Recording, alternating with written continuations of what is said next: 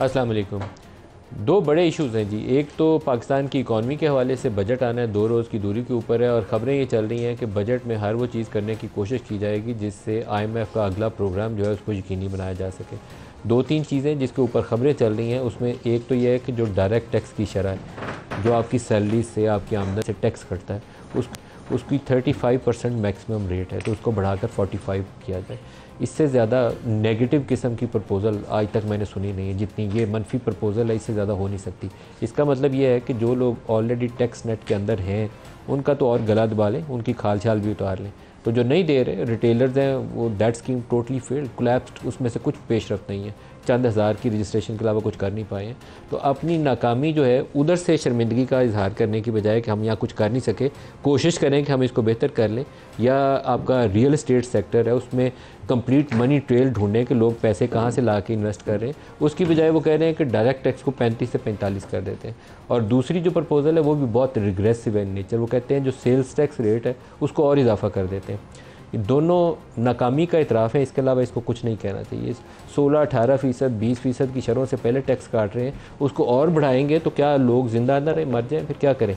जो महंगाई में कमी आई है वो एक अल्लाह की तरफ से इस कौम की हालत पे अल्लाह को रहम आ गया कि आपकी अजनास बेहतर हो गई हैं, आपकी वीट क्रॉप अच्छी हो गई है, बाकी आपकी एग्रीकल्चरल सेक्टर में आउटपुट अच्छी हो गई है, जिससे इन्फ्लेशन आपकी नीचे गिर गई है। तो आप उसका बदला आप लोगों से लेने की कोशिश कर रहे हैं कि आपकी जो इनकम है उसके ऊपर भी टैक्स की शरह बढ़ा दें और जो सेल्स टैक्स है उसको भी बढ़ा दें, ताकि अगली दफ़ा जब आप चाय ख़रीदें, पत्ती ख़रीदें, कोई साबुन, टूथपेस्ट कुछ भी ख़रीदें, तो आपको पहले से 5-10 रुपये वो महंगा मिले। तो फाइनेंस मिनिस्ट्री को और प्राइम मिनिस्टर साहब को दोनों को कुछ अकल और होश के नाखून लेने चाहिए। ये तरीक़ाकार दुरुस्त नहीं है। इसी तरीक़ाकार के सबब, बल्कि अभी इससे बहुत कम शरह थी, जब मैं इनका नाम लूँगा तो फिर इनको मुश्किल पेश आएगी। जब ये 26 अरब रुपये घुमा के दुबई से लाए थे, तो वो क्यों लाए थे? इसलिए कि उसके ऊपर 35% यहाँ टैक्स कटता है। तो जब आप घुमा के दुबई से लाएँ तो वो रिमिटेंस बन जाती है और टैक्स फ्री हो जाती है। तो अब तफसीलात उस केस की जिनका है 26 अरब उनको पता है, और जिनके फेक अकाउंट्स हैं उनको भी पता है कि ये दुबई से पैसा क्यों घुमाया जाता है। तो जो फंसे हुए हैं उनको रुसवा मत करें, उनको फांसी पे ना चढ़ाएं। दूसरी खबर इमरान खान और तहरीक इंसाफ के हवाले से। गुज़श्ता रोज़ चंद रोज़ पेशतर जब सुप्रीम कोर्ट के अंदर केस चल रहा था, तो जजेज़ ने नैब का जो बिल है उसके हवाले से बातचीत हो रही थी, तो जजेज़ ने बड़े डायरेक्ट किस्म के, कहना चाहिए कि रिमार्क्स से उन्होंने कहा कि इस सूरत हाल के अंदर सियासी जमातों को आपस में बातचीत करनी चाहिए। इमरान खान कह रहे थे इस मुल्क के अंदर गैर एलानिया मार्शल्ला की कैफियत है, और बहुत से उनके सख्त किस्म के अल्फाज थे। तो जजेज़ ने कहा कि आप तो डराने वाली बातें कर रहे हैं, आपको सियासी जमातों से बातचीत करनी चाहिए। तो अभी खबर ये चल रही है कि इमरान खान ने अपनी पार्टी की जो लीडरशिप है उसको ब्रीफ़ किया है एक लेटर के टेक्स्ट के ऊपर, जिसके ऊपर उनकी जो लीगल कमेटी है वो गौर व खौज के बाद, उसकी फ़ाइन ट्यूनिंग के बाद, एडिटिंग के बाद एक ख़त को हतमी शक्ल दी जाएगी, जिसके सुप्रीम कोर्ट के चीफ जस्टिस को भेजा जाएगा। और उस ख़त के अंदर 3 चीज़ें होंगी। एक तो ये कि उनका जो 8 फरवरी का मैंडेट है उसको वापसी के हवाले से क्या इक़दाम करने चाहिए, उसके ऊपर सुप्रीम कोर्ट क्या कर सकती है। दूसरा नुक्ता ये होगा कि 9 मई की जो जुडिशल इंक्वायरी है उसके ऊपर सुप्रीम कोर्ट क्या कर सकती है। और थर्डली और लास्टली जो सुप्रीम कोर्ट के जजेज़ ने, और ये 3 जजेज़ ने कम अज़ कम उनको ये बात कही, जस्टिस मंदोखेल ने, चीफ जस्टिस ऑफ पाकिस्तान ने और जस्टिस अतम निल्ला ने, कि आपको बातचीत करनी चाहिए।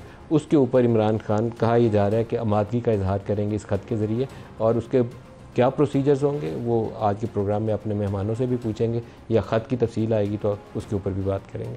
जो शुरका हैं हमारे साथ, पलवशा खान है पाकिस्तान पीपल्स पार्टी से, ज़ैन कुरैशी साहब हैं पाकिस्तान तहरीक इंसाफ से, और अज़मा बुखारी साहब हैं वज़ीर इत्तलात पंजाब PMLN से। सबको प्रोग्राम में खुश आमदीद कहते हैं। ज़ैन, ख़त के हवाले से पहले बता दें ताकि हतमी शक्ल हमें पता चल जाए कि ख़त जा रहा है नहीं जा रहा, उसके खद्दो खाल क्या है। बिस्मिल्लाहिर्रहमानिर्रहीम। मलिक साहब शुक्रिया सबसे पहले तो शो में दावत देने का। मलिक साहब, आपके इल्म में है कि पाकिस्तान तहरीक इंसाफ का डे 1 से ये 3 मुतालबे रहे हैं। हमने पहले दिन कहा कि 8 फरवरी को होने वाले इलेक्शन के ऊपर जो है एक कमीशन बनना चाहिए, उसका जो है मंजर आम पे आनी चाहिए हर चीज़। उसी के साथ साथ हमने कहा कि जी 9 मई का जो सानिया है उसके ऊपर भी एक इन्वेस्टिगेशन होनी चाहिए, और जो लोग उसमें मुलविस हैं उनको कैफरे किरदार तक पहुंचना चाहिए, और जो नहीं मुलविस हैं उनको बाइज़्ज़त तरीके से बरी होना चाहिए, जैसे वज़ीर आज़म साहब ने अपनी पहली तकरीर में भी कहा था। तो इमरान खान साहब ने उसको रिएटरेट किया। तीसरी चीज़ उन्होंने उसमें ऐड कर दी है कि क्योंकि कॉमेंट किया ऑनरेबल जज साहबान ने, और उन्होंने बात किया, कहा, मुतालबा किया कि आपको जाकर सियासी गुफ्तगू करनी चाहिए, तो पाकिस्तान तहरीक इंसाफ तो पहले भी इस चीज़ की कायल रही है। हमने कहा है कि 3 जमातों को छोड़कर हम हर जमात से बात करने को तैयार हैं। अब ये शर्त हट रही है 3 जमातों वाली। नहीं, उसके भी पीछे एक मंतक था ना सर। लेकिन अब आप जा रहे हैं पीपल्स पार्टी और नून लीग से भी बातचीत करने। बिल्कुल, अब ये नई चीज़ है। नहीं, वो सर देखें लॉजिक क्या था उसके पीछे। उसके पीछे अब के पीछे क्या लॉजिक सर, मैं वो बताऊंगा आपको, तो अगली बात बताऊंगा ना। ठीक है। उसके पीछे पहला लॉजिक ये था कि ये 3 जमातें वो हैं जो हमारी नज़र में बेनिफिशरी रही हैं इस फॉर्म 47 की हुकूमत के। अगर आप हमारे 8 फरवरी वाले इलेक्शन का ऊपर कमीशन बनाते हैं, उसकी फाइंडिंग्स हमें ला के देते हैं, तो वो बात तो ख़त्म हो जाएगी ना हमारी। तो फिर हम सबसे बात करने को तैयार हो जाएंगे। हम सियासी जमात हैं, हम लोगों से बात करने के कायल हैं, लेकिन हमारे मैंडेट पर जो डाका डला है उसमें हमारा कसूरी मौके। पीपल्स पार्टी और नून लीग से बातचीत किस बिना के ऊपर आप एग्री किए? इस बिना पे कि आप हमारे 8 फरवरी वाले इलेक्शन के ऊपर एक कमीशन बनाएं और दूध का दूध पानी का पानी हो, लोगों को पता चले कि ये हुकूमत तो कैसे। ये बात तो आपको पहले दिन पीपल्स पार्टी की एक टीम, नदीम अफजल चंद साहब, उन्होंने दावत दी थी कि हम करेंगे सारी बातें। आपने कहा था पीपल्स पार्टी और नून लीग से बातचीत ही नहीं करेंगे, क्योंकि सर हमारी एक स्टेटेड पोजीशन है उसके ऊपर। अब आपकी पोजीशन क्यों बदल गई? हमारी पोजीशन नहीं बदल रही है ना, हमारी पोजीशन आज भी वही है कि हमें 8 फरवरी का जवाब चाहिए। लेकिन अब आप नून लीग से और पीपल्स पार्टी से बात करके जवाब, अगर हमें 8 फरवरी का जवाब मिलता है और वो तसल्लीबख्श जवाब होता है, हम बिल्कुल बात कर लेंगे। हमें बात करें तो जबरदस्त है, ये नई चीज़ है जी। पहले पलूषा आप इस पर कॉमेंट कर दें, फिर अजमा के पास लाहौर जाऊँगा। देखिए, अब मैं ज़ाहिर है एक चेंज है इनकी पोजीशन में, और उसके पीछे क्या इनकी सोच है वो तो यही बता सकते हैं। लेकिन बहरहाल जो एक इनकी पोजीशन थी, जैसे इन्होंने अभी ज़ैन कुरैशी साहब ने कहा कि हम किसी से, पहले तो यही पोजीशन थी कि हम इन जमातों में से किसी से बात नहीं करेंगे, और ये तो उन्होंने एक बड़ी अच्छे अल्फाज में कहा कि बेनिफिशरी हैं। वैसे ही कहते थे चोर डाकू हैं इनकी पार्टी, तो हम इनसे बात नहीं करेंगे। लेकिन आज अगर ये बात करना चाहते हैं तो पुरानी तलखियाँ उनको एक तरफ रखते हुए मैं समझती हूँ कि ये अच्छी खुशाइंद बात है।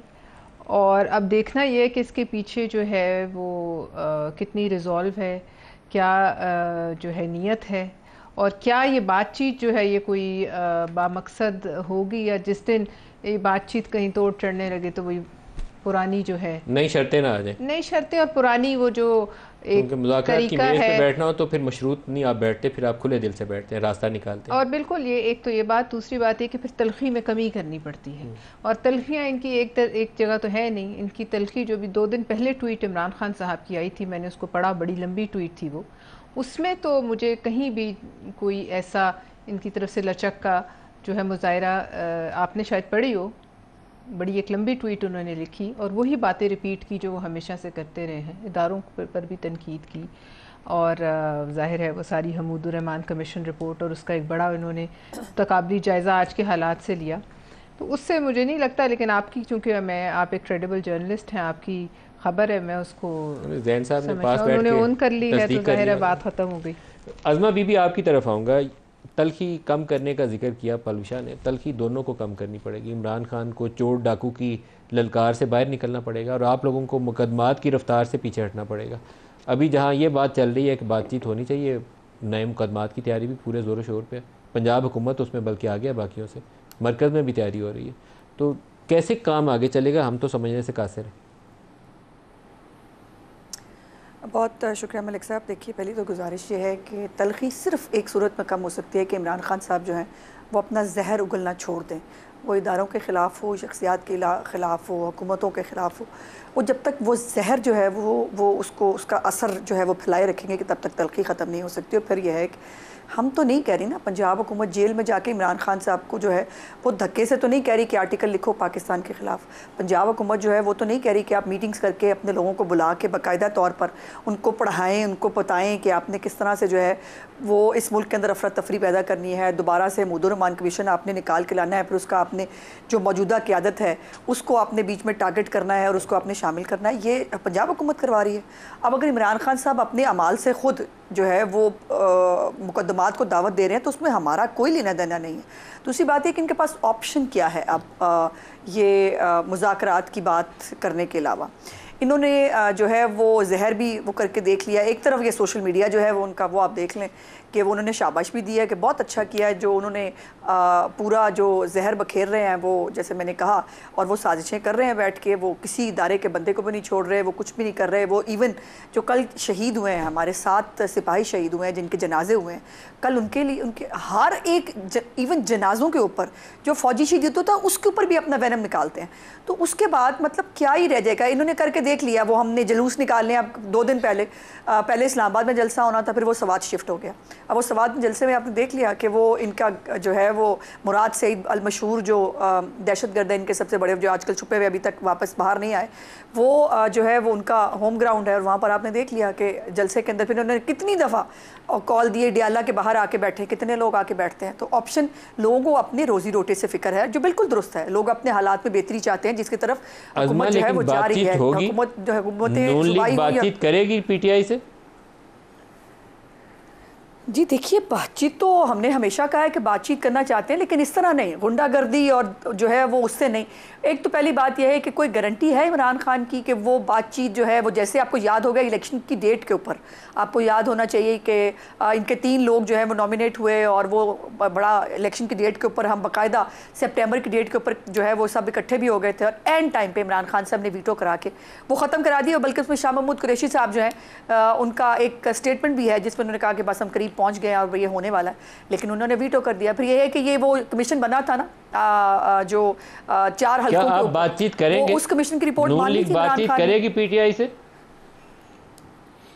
अगर इमरान खान साहब जो है वो अपनी हरकतें और अपना जो पाकिस्तान के ख़िलाफ़ उनका जहर है, अगर वो उसको कंट्रोल करने में कामयाब हो जाए और वो एक सियासतदान बन जाए दहशतगर्द की बजाय, तो बिल्कुल करेंगे। दहशतगर्दों से तो बात नहीं होती, सियासतदानों से बात बिल्कुल होती है। जैन, एक आपकी जमात के अंदर शाह साहब का उन्होंने नाम लिया, इंटरनल डिवीजन बड़ी स्ट्रॉन्ग है।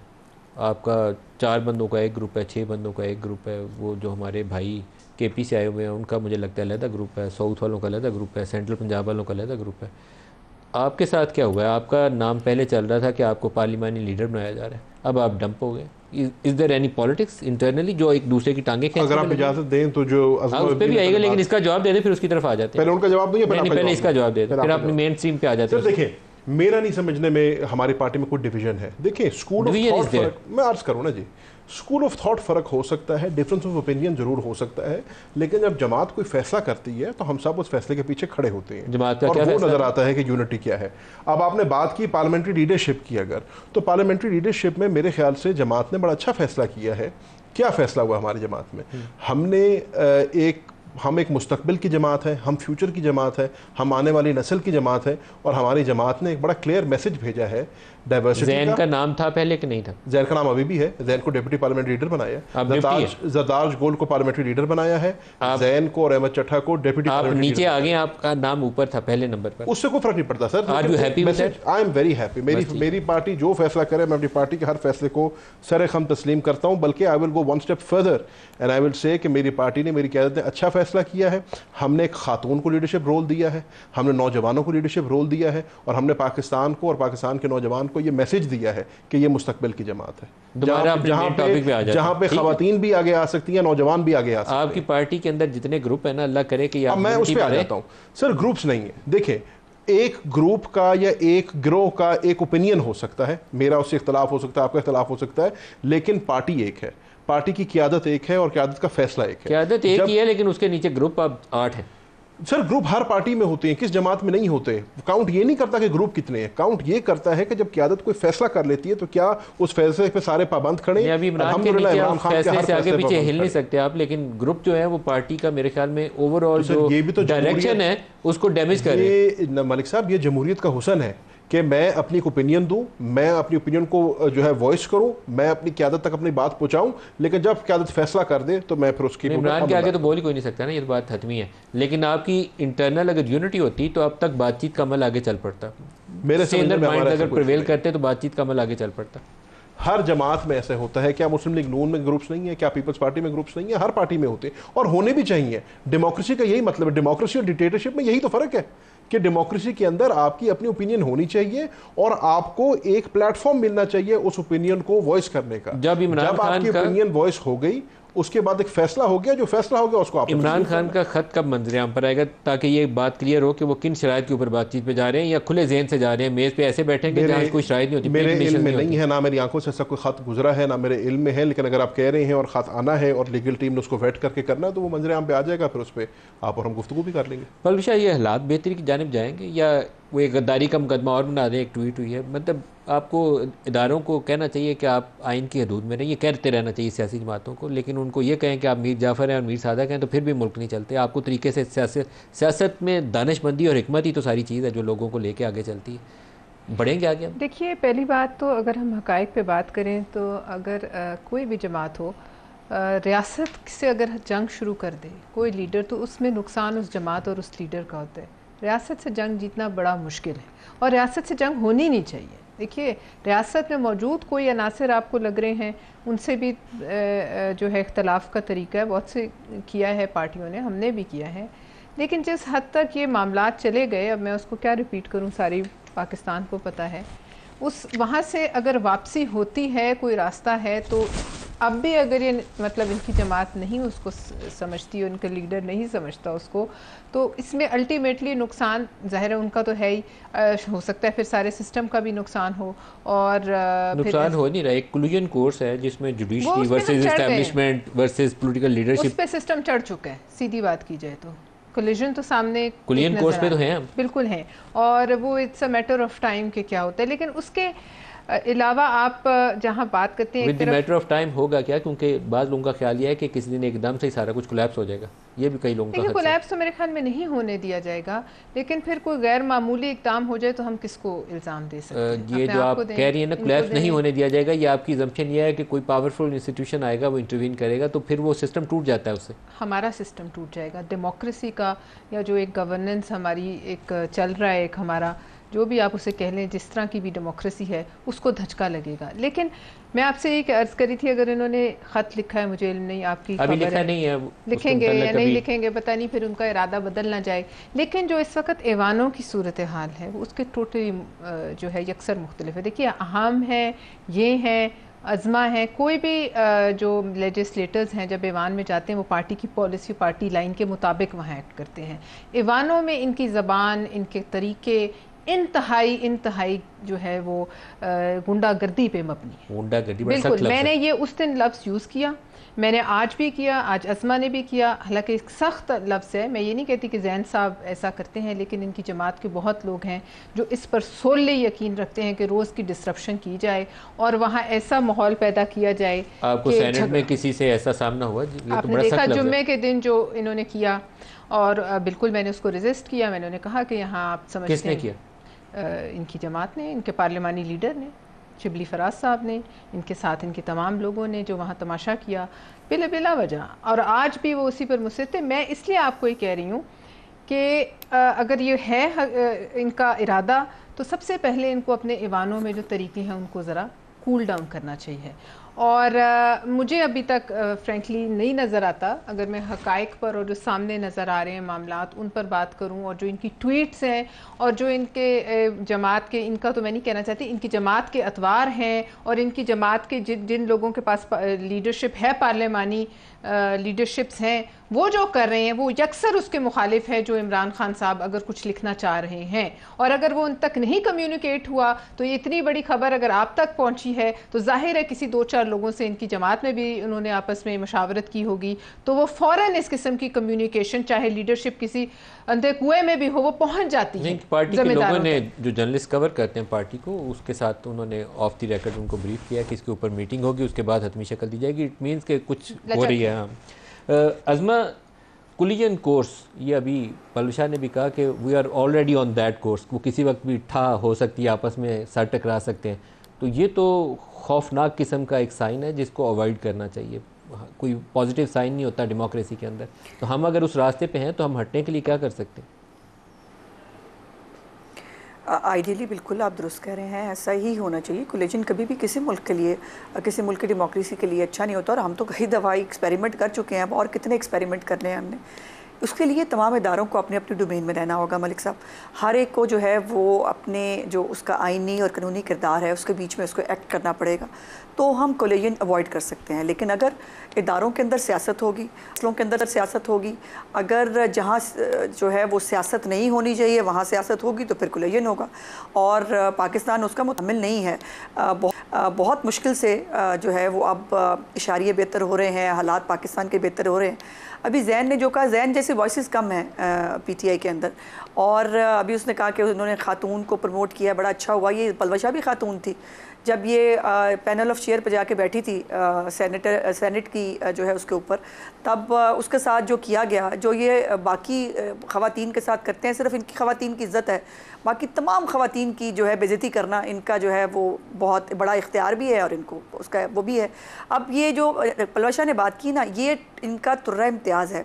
अच्छा, हमारी असम्बली के अंदर मैं आपको बात याद कराना चाहती हूँ कि चीफ़ मिनिस्टर साहिबा जिस दिन उन्होंने पहली स्पीच फरमाई, वो स्पीच करने के बाद जो है वो अपोजिशन लीडर की सीट के पास गई और वहाँ जाकर उन्होंने उनसे बात की और कहा कि मैं आपकी चीफ मिनिस्टर हूँ। उसके बाद आपको पता है कि वो राना आफ्ताब साहब जो है उनको अपोजिशन लीडर की जो है वो उसके नॉमिनेशन से निकाल दिया गया, क्योंकि उसने जो है वो बात क्यों कर ली, वो खड़ा क्यों हो गया था चीफ मिनिस्टर साहबा के लिए। और अब बाकायदा तौर पर जेल से इंस्ट्रक्शंस आती हैं, हाउस चलने नहीं देना, बदतमीज़ी करनी है। जो ये तकरीरें करते हैं आप सोच नहीं सकते। और मज़े की बात यह है वो लोग जो 9 मई के मतलूब लोग हैं, जिनको बिल्कुल एक आउट ऑफ द वे जाकर उनको इलेक्शन लड़ने की भी और जो है वो हाउसेस में जो है वो बैठने की इजाज़त अल्लाह जाने कैसे मिल गई, और वो जो है वो आकर वो हाउस तलपट भी करने की। आज भी बहुत तमाशा हुआ है पंजाब असम्बली के अंदर, आज भी जो है वो बाकायदा फिर से वही सीन देखे हैं आज पंजाब असम्बली ने कि बिल्कुल जो डिप्टी स्पीकर इस वक्त एक्टिंग स्पीकर हैं उनकी चेयर के ऊपर जाकर वहाँ पर उनको बाकायदा घेराव करके वहाँ पर फिर बुलाने पड़े सार्जेंट आर्म्स, और जो है वो लदा करना पड़ा।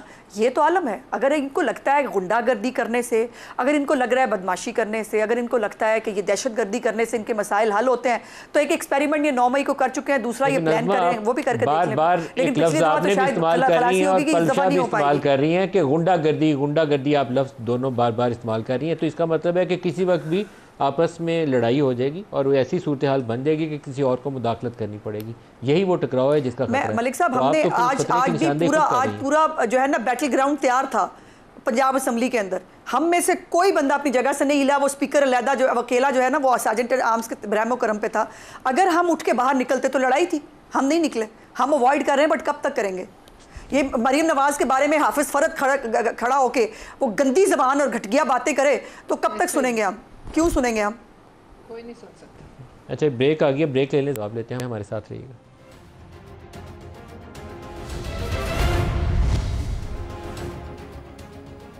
Welcome back. ज़ैन, बातचीत के लिए माहौल बनाया जाता है, लेकिन अभी अज़मा ने भी और पलशा ने भी, दोनों ने जो अल्फाज भी और वाक़यात भी बताए, वो लगता नहीं है कि आप आपस में सुलह सफाई से बैठेंगे। हमारे साहब अर्ज़ ये है, दोनों ख़वातीन मेरे लिए काबिल इज़्ज़त हैं, तो मैं तो बड़े मोहतात अल्फाज का इस्तेमाल करता हूँ, मैं तो उससे तजावुज़ भी नहीं कर सकता। लेकिन आज आपके शो में बड़ी एक अनहोनी चीज़ होने लगी है, और ये है कि अज़मा बुखारी साहिबा और मैं एग्री करने लगे हैं किसी बात पे। अज़मा बुखारी साहिबा ने फरमाया कि इंस्टीट्यूशंस जो हैं उनको अपने हदूद व क़यूद में रह के काम करना चाहिए, और जिसका जो आइनी रोल है वो अगर उस रोल के अंदर रह के काम करेगा तो माहौल बन सकता है। मैं 101% अज़मा बीबी की बात से इत्तफाक करता हूँ। इंस्टीट्यूशन से भी पूछ लें, इंस्टीट्यूशन से भी पूछ लें, वो तो उनका काम है ना। दूसरी जो उन्होंने बात की है वो भी उन्होंने अच्छी बात की है। पार्लियामान की माहौल की बात पलवशा ने भी की और अज़मा ने भी की। आपको इस बात का पता है कि आपके शो पे मैं पिछले 7 साल में मैंने इसके ऊपर कितनी गुफ्तगू की है, और मैं वाकई ही कायल हूँ इस चीज़ का कि ऐवानों के अंदर माहौल पैदा करना चाहिए लेजिस्लेशन के लिए, कानून साजी के लिए, जो हमारा प्राइमरी रोल है, जिसके लिए हमें अवाम मुंतखब करके ऐवानों में भेजती है।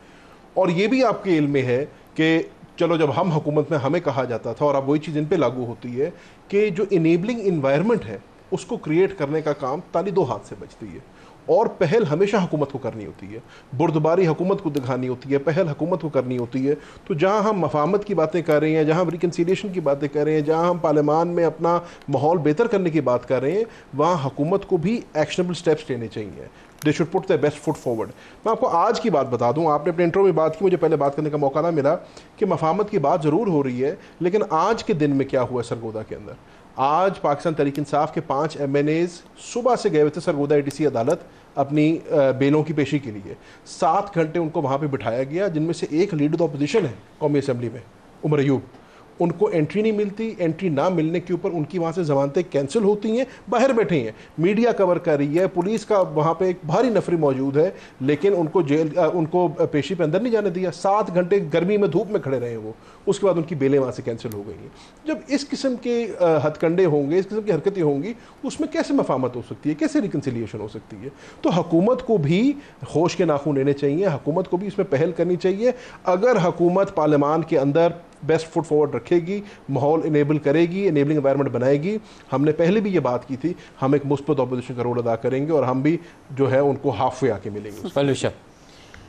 देखिए, बात यह है कि जैन साहब ये ज़रूर कह रहे होंगे अपने हवाले से, लेकिन इनके बहुत से कोलीग्स ऐसे हैं, जैसे अज़मा ने बताया, कि जो ना चाहते हुए भी आपके गले पड़ेंगे, आपसे बदतमीज़ी करेंगे। और ज़ाहिर है हम जितने मर्ज़ी मतलब मॉडर्न हो जाएं या हम अपनी रवायात को भूल जाएं, ख़वातीन का एहतराम जो है वो अभी तक पाकिस्तान में उससे हम जो है आंखें बंद नहीं कर सकते।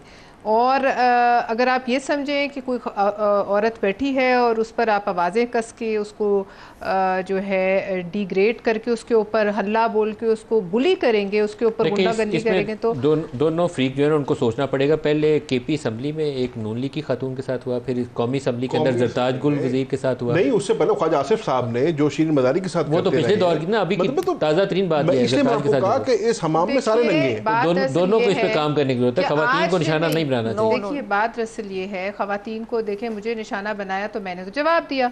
दूसरी, इनको ये भी फिर वो भी बुरा लगता है कि कोई जवाब दे।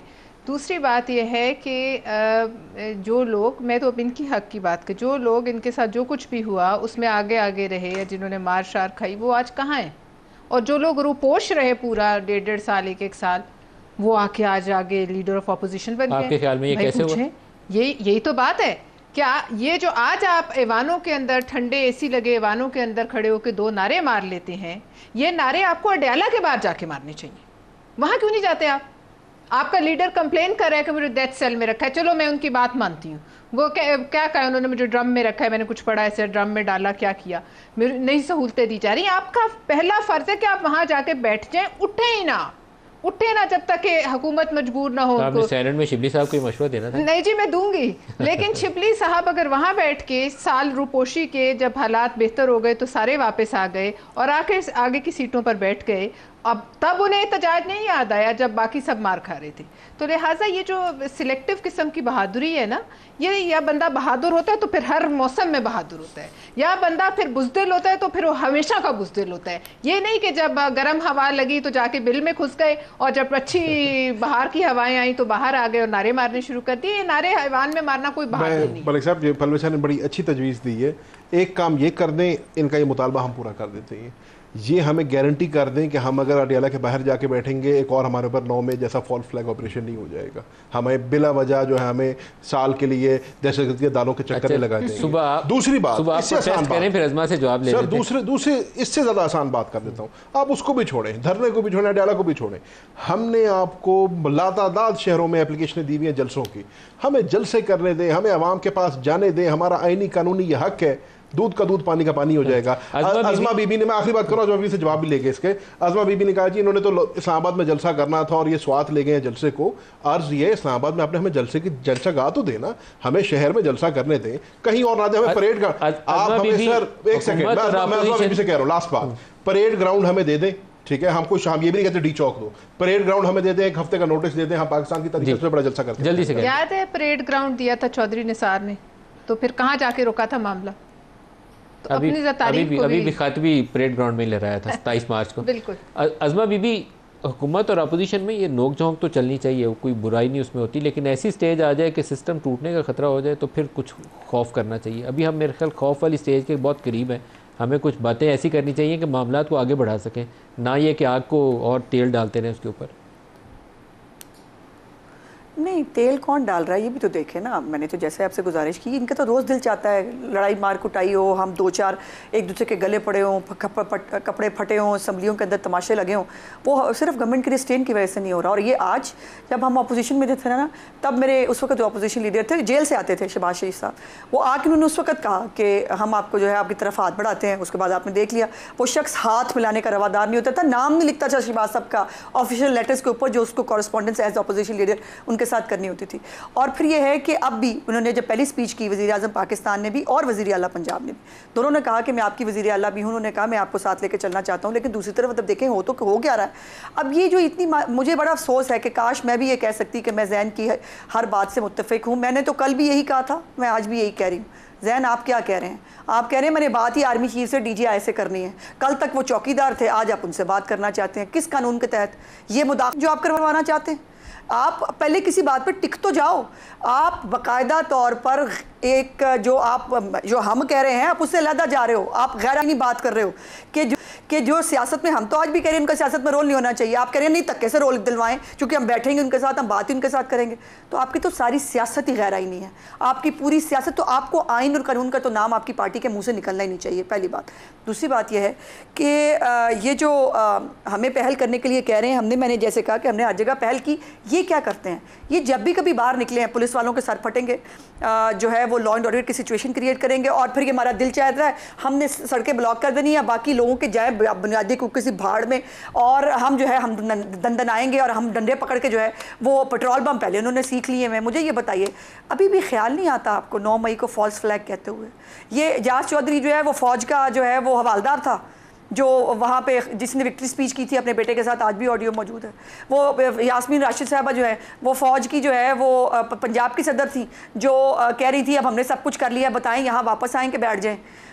जो ये बाकी आपकी वो जो जंगजू ख़वातीन जो आपने ज़मान पार्क में इकट्ठी की थी, तैयार कराई थी पेट्रोल बम करा के, वो पूरा लाओ लश्कर ले जाके वहाँ पर तूफ़ान बदतमीज़ी बर्पा कराती हैं, वहाँ जलाओ गिराव करती हैं। GHQ में आपके अपने बंदे जो है आपके ओहदेदार वो पकड़े जाते हैं और अभी भी आप फॉल्स फ्लैग कह रहे हैं। यही तो प्रॉब्लम है। इनको ना सेंसिटिविटी का एहसास है। दो इमरान खान का इस वक्त एक मोटो है मलिक साहब बड़ा क्लियर, उसका ख्याल ये है कि मैं इतना प्रेशर क्रिएट करूं, मैं इतनी बदतमीज़ी करूं कि फ़ौज घुटनों पे आके जो है मेरे साथ बात करने पे तैयार हो जाए, या ये मुल्क के अंदर सिस्टम डिरेल हो जाए। और मैं आपको दोनों बातें बड़ा एज ए डेमोक्रेट भी और एज ए पाकिस्तानी शहरी भी, इमरान खान की नापाक ख्वाहिशात वो श्रीलंका बनाने की हों, वो पाकिस्तान को डिफ़ॉल्ट कराने की हों, पाकिस्तान के 2 टुकड़े कराने की हों, खुदा न खास्ता पाकिस्तान के एटमी प्रोग्राम को रोल बैक कराने की हों, पाकिस्तान पे एटम बम चलवाने की हों, ये कोई भी ख्वाहिश इमरान खान की ना पहले पूरी हुई थी ना अब पूरी होगी। ब्रेक ले लेंगे हमारे साथ।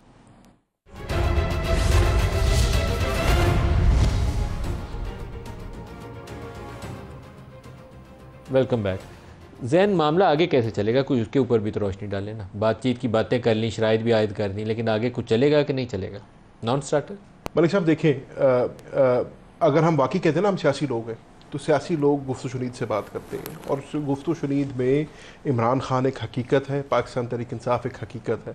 आज भी पाकिस्तान की सबसे बड़ी जमात तहरीक इंसाफ है, और इस इलेक्शन में भी सब कुछ होने के बावजूद, बैंगन और जूते के निशान पर लड़ने के बावजूद भी सबसे ज़्यादा वोट जो है तहरीक इंसाफ को ही। लेकिन आप उसके साथ जीत गए, जूतों के साथ भी आप जीत गए। आपके सामने बैठा हूँ ना, जूते के निशान पर लड़के आए हो और कमीशन का मेंबर बना बैठा हूँ, तो मैं आपको वही बता रहा हूँ कि उसके बाद तो अगर आपको उसकी हकीकत को तस्लीम करना होगा, इमरान खान साहब को रिहा करना होगा और इमरान खान साहब के साथ बैठ के गुफ्तगू करनी होगी। इसके अलावा आपके पास और कोई हल नहीं है। अज़मा बीबी फरमा रही थी कि इनके पास कोई सलूशन नहीं है, आपने भी हर हरबा अपना लिया, आपके पास इसके अलावा कोई सलूशन नहीं है।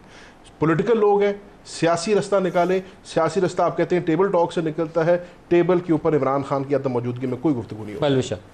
देखिए ना, ये अब एक मुझे बस एहतराम थोड़ा सा एतराज़ है। इमरान खान के साथ बैठ के गुफ्तगू करनी जो है वो मतलब कोई ऐसी, मैं उसको बुरा नहीं कह रही, लेकिन इमरान खान के साथ बैठकर गुफ्तगू नहीं, इमरान खान को साथ बैठकर गुफ्तगू करनी होगी। क्योंकि ये जो गुफ्तगू का जो है इन्विटेशन, ये तो पहले दिन से सारी जमातें देती आ रही हैं। 2018 के इलेक्शन में भी आपको याद होगा जब पहली स्पीच की इमरान खान साहब ने, तो वहाँ से शहबाज शरीफ साहब ने कहा, जरदारी साहब ने कहा, इन्होंने उसका क्या जवाब दिया। तो लिहाजा अब वो मौका है, और अभी भी बिलावल साहब ने बारहा कहा कि भाई ये तलखी कम करें, इनके लिए बात की, इनके हक़ में कई दफ़ा बात की, लेकिन उसका वही जवाब हुल्लड़बाजी, बदतमीज़ी, आवाज़ें कसना, गोज़रदारी को। मैं तो ये कहना चाहती हूँ, जब ये नारा लगाते हैं तो ज़रा हक़ाइक़ पर थोड़ा नज़र दौड़ाएं। वो कहीं गो नहीं है, वो तो ये इनका लीडर हो गया, वो तो आके बैठ गए हैं ऐवान सदर में। लिहाजा हक़ाइक़ पे बात करें और ये देखें कि वो वक्त और था जब आपको सब कह रहे थे कि आइए बात कीजिए, आपने कहा नहीं, आज आपको बैठना पड़ेगा, आज आपको आना पड़ेगा। और अगर टेबल पे वो नहीं है तो उनके बगैर भी वो चलता है। देखिए, वे फॉरवर्ड तो बड़ा सिंपल मैंने बता चुकी हूँ कि जब तक ये सियासी माइंडसेट इनका नहीं होगा तब तक नहीं हो सकता। अगर इनको लग रहा है ब्लैकमेल करके, धौंस धांधली करके और किसी को डरा धमका के ये टेबल पर ले आएंगे, तो वो तो डिक्टेशन तो हमने भले वक्तों में किसी से नहीं ली।